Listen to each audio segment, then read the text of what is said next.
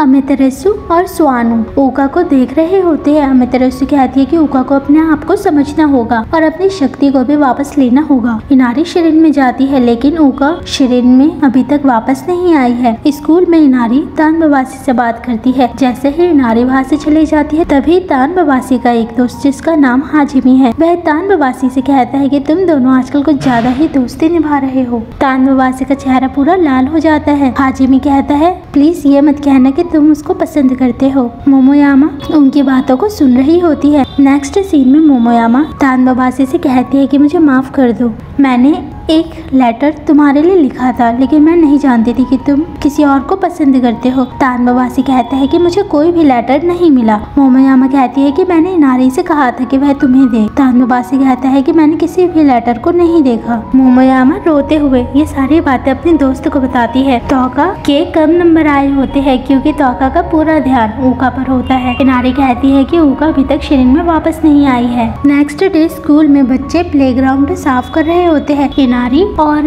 उसके दोस्त भी प्लेग्राउंड में होते हैं। इनारी और उसके दोस्त देख रहे होते हैं कि कुछ बच्चे जो कि उसके क्लासमेट है वह उनसे बात नहीं कर रहे हैं। इनारी पूछती है कि तुम हमसे बात क्यों नहीं कर रही हो। वह बताते हैं कि मोमोयामा की बेस्ट फ्रेंड ने हमसे ये कहा है कि हम तुमसे बात ना करें। चीका उनके करीब जाने की कोशिश करती है लेकिन वह लोग चीका को धक्का देते हैं जिस वजह से चीका जख्मी हो जाती है। इनारी को गुस्सा आ जाता है और वह अपनी दिव्य शक्ति का इस्तेमाल करती है जो कि उसके आपे से बाहर हो जाती है जिस वजह से धरती पर भूकंप आने लगता है। सभी को पता चल जाता है कि नारी ऊका के दिव्य शक्ति का इस्तेमाल कर रही है। ऊका को भी पता चल जाता है कि नारी उसकी दिव्य शक्ति का इस्तेमाल कर रही है। ऊका अपनी आत्मा को इनारी के पास भेजती है जिस वजह से इनारी शांत हो जाती है।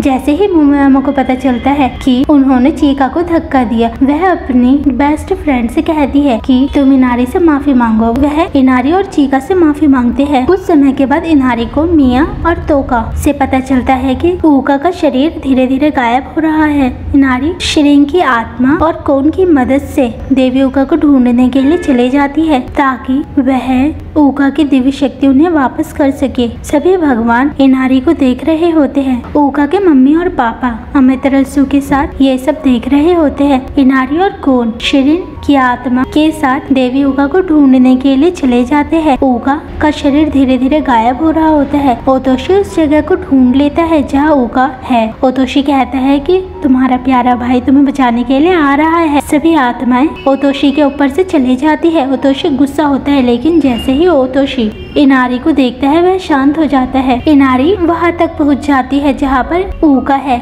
इनारी उस दरवाजे को नहीं खोल पा रही होती है। जैसे ही सभी उस दरवाजे को खोलने की कोशिश करते हैं वह दरवाजा थोड़ा सा खुलता है। ऊका कहती है कि मुझे माफ कर दो, मैं तुम्हें बचा नहीं पाई लेकिन अब मैं धीरे धीरे गायब हो रही हूँ, मुझे माफ कर दो। काफी मुश्किल के बाद दरवाजा खुल जाता है। जैसे ही इनारी ऊका को गले लगाने के लिए आ रही होती है तभी इनारी नीचे गिर जाती है। कौन ऊका से मिलती है। इनारी ऊका को उनकी दिव्य शक्ति वापस कर देती है जिस वजह से ऊका बिल्कुल ठीक है। ऊका इनारी से कहती है थैंक यू। नेक्स्ट सीन में इनारी शिरिन में होती है। इनारी चीका सुमिजोमी और कीको से मिलती है। वह सभी इनारी को लेकर बहुत ही ज्यादा चिंता कर रहे होते हैं। तानबवासी भी वहाँ पर होता है। इनारी रो रही होती है और कहती है कि मैं ठीक हूँ। ऊका भी दरवाजे से बाहर आती है। ओतोशी बहुत खुश होता है और अपनी बहन को गले लगाता है। मिया भी आ जाती है। अमितरसु कहती है कि ऊका अब तुम समझ चुकी हो ना कि इंसान और भगवान एक दूसरे के साथ नहीं रह सकते हैं। ऊका कहती है हाँ, मैंने उनसे बहुत कुछ सीखा है और अब मैं उनके चेहरे को देखना चाहती हूँ। नेक्स्ट सीन में इनारी अब एक इंसान बन चुकी है। इनारी ऊका को नहीं देख सकती है लेकिन ऊका इनारी को देख सकती है।